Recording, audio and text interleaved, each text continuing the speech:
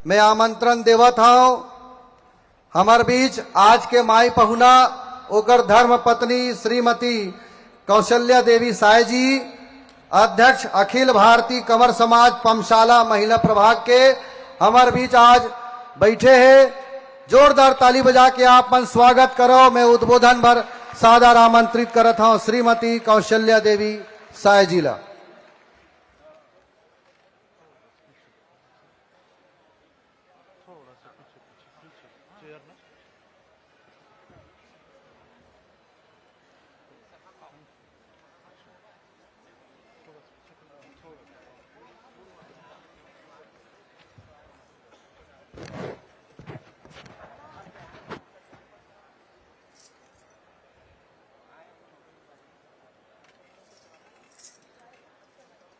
राधे राधे। कैसे हैं आप सब?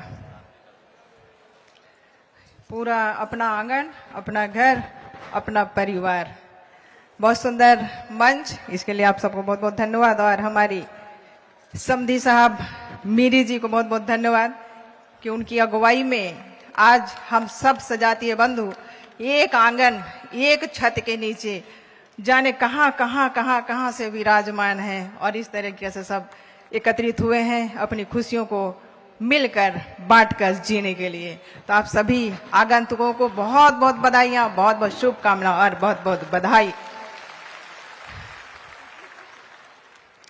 वक्रतुंड महाकाय सूर्यकोटि समप्रभा निर्विघ्नं कुरु मे देवा सर्वकार्येषु सर्वदा सर्वकार्येषु सर्वदा। जय जय श्री गणेशा, जय मां सरस्वती मेरी वाणी में, मेरे कंठ में, मेरी मेधा शक्ति में विराजमान होइए और इतने बड़े अपने जन समुदाय को संबोधित करने की शक्ति प्रदान करें।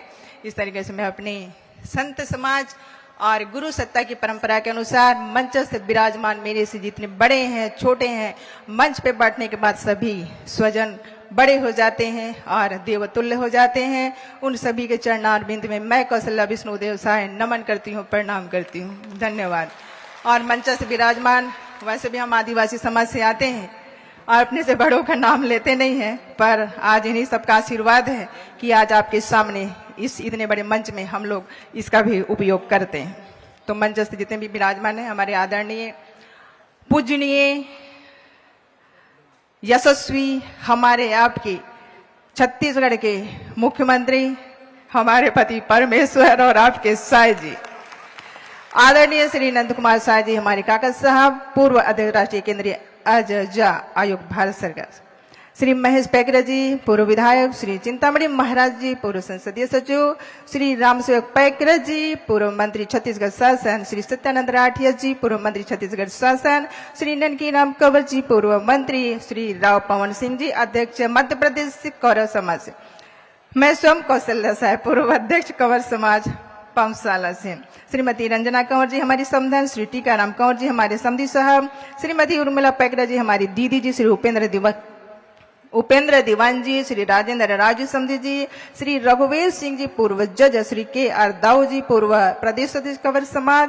श्री भान सिंह थान सिंह, श्री थान सिंह दीवान जी, श्रीमती सविता साय जी, श्री भरत साय जी राष्ट्रीय जी कंवर विकास समिति पमशाला, श्री RN साय जी हम, श्री RP साय जी पूर्व IG, श्री शालिग्राम साय जी मामा जी, श्री हंस हरवंश मीरी जी हमारे प्रदेश अध्यक्ष और इस मंच को देने वाले।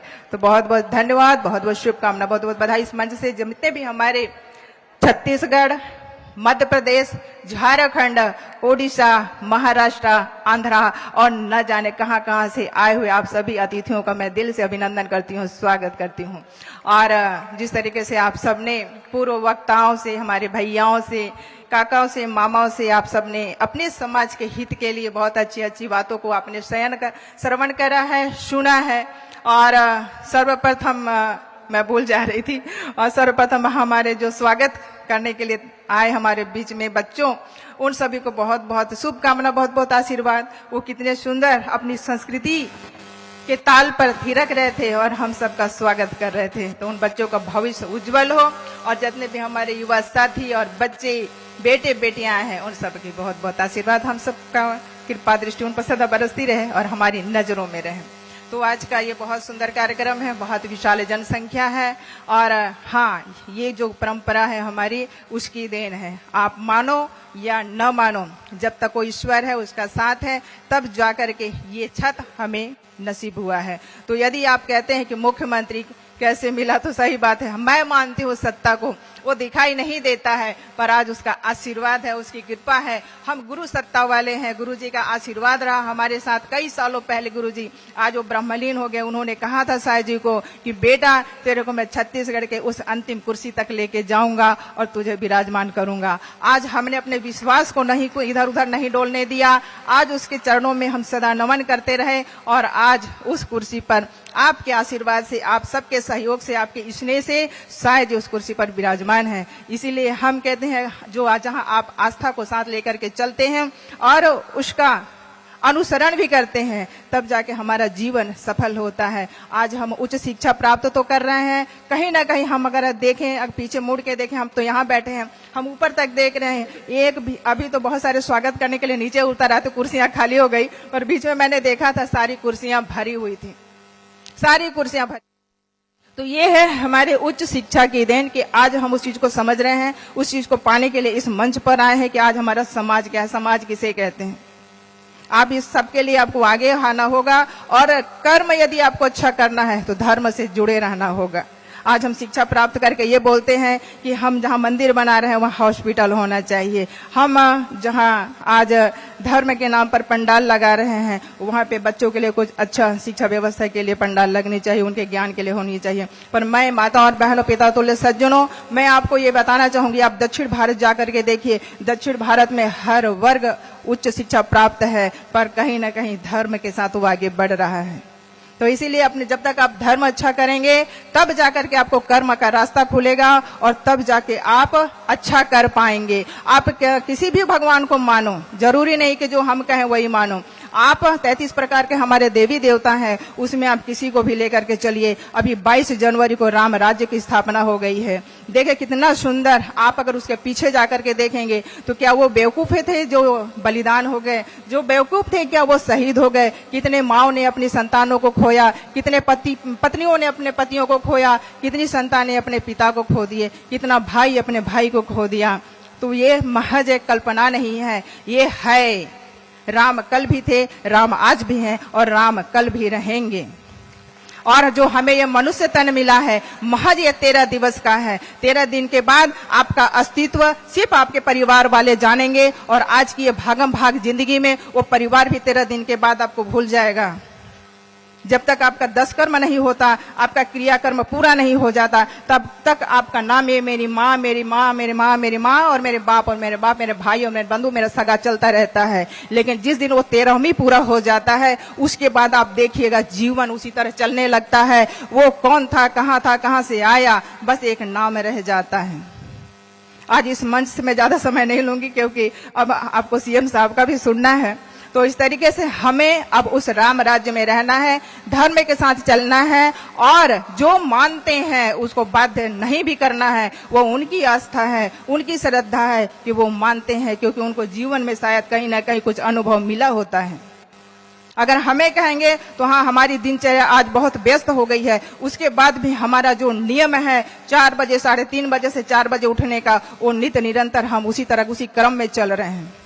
चाहे हम 1:30 बजे, आज हम रात में 12 बजे पहुंचे, 2-3 कार्यक्रम था उस सबको करते हुए और उसके बाद 1:30 बजे सोए हैं, लेकिन फिर भी हम 3:30 बजे उठे और अपना ध्यान किए, क्योंकि यहाँ हमने पूजा तो नहीं करा पर मानसिक पूजा करा। आज उसकी शक्ति है कि हम सांस ले रहे हैं, उसकी शक्ति है कि हमारे तन पे आवाज आ रही है, उसकी शक्ति है कि हम सुन पाते हैं, उसकी शक्ति है कि हम देख पाते हैं और अपने विचार आप सबके सामने रख पाते हैं। मैं बार बार विनती करना चाहूंगी, धर्म पथ पर चलकर अपने कंवर समाज का एक अस्तित्व बनाइए, क्योंकि अगर कंवर समाज अगर एक किसी नेता को खड़ा करेगा ना, मैं इस मन से कह रही हूँ, किसी और जाति समाज की जरूरत नहीं पड़ेगी। वो अपना विधायक, अपना सांसद, अपना मुख्यमंत्री, अपना प्रदेश अध्यक्ष स्वतः ही बना डालेगा। आप लोग विश्वास करते हैं कि नहीं? करते हैं तो हाथ उठा के थोड़ा राधे राधे तो बोलना पड़ेगा। या ये वही बात।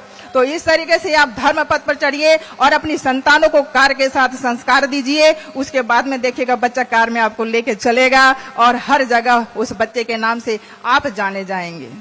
तो इस तरीके से हमारा घर, हमारा परिवार चलते रहता है। और आज हम मोदी युग में भी हैं, शिव युग में भी जी रहे हैं, राम राज्य में भी रह रहे हैं और छत्तीसगढ़ विष्णु युग हो गया है। तो इस तरीके से अब हम लोगों को अपना सारा काम सहाय सहाय सहाय सहाय करते जाना है, चाहे वो शिक्षा हो, रोजगार हो या फिर अपने परिवार का रहन सहन हो। हर स्तर में हर रिश्तों को निभाते हुए, हर दिनचर्या को भली भांति लेकर चलते हुए, बिना भेदभाव किए, बिना मन मुटाव के हमको एकजुटता के साथ इसी तरीके से रहना है। कहीं अगर आप बोर हो जाते हैं तो घर में जिस तरीके से सामने मंच बना है हम उसमें थिरक लेते हैं और थोड़ा सा मन का तनाव दूर कर लेते हैं। तो हर आंगन में इसी तरह उल्लास रहे, खुशी रहे। आप स्वच्छता के साथ साथ अपना जीवन सुरक्षित रखिए और जो मोदी जी का जो घोषणा पत्र है उसमें का हर योजना आप तक पहुंचे। मैं दुआ करती हूं कि मैं साईं जी के साथ आप सबका साथ देने के लिए तैयार हूं और जितने भी हमारे जरूरतमंद हैं उस योजना के लिए वो घर घर तक हम पहुंचाएंगे और इस तरीके से हम राम राज्य में अपना परिवार सुरक्षित और संस्कारवान लेकर आगे बढ़ेंगे। तो इतना कहकर मैं कौशल्या विष्णु देसाई अपने शब्दों को विराम देती हूँ। धन्यवाद। जय जय भारत, जय छत्तीसगढ़, जय कंवर समाज। राधे राधे। बहुत बहुत धन्यवाद। और जब हमन छोटे छोटे रहें तब एक ठन में बात सुने रहे हो कि गुरु जो होते बच्चा के सबसे पहली माँ होते और माँ ही पहली बचपन से सिखाते कि कैसे ओला आगे बढ़ना है। वो साक्षात उदाहरण आज हमन देख रहे हैं। जोरदार ताली से आपन स्वागत करो।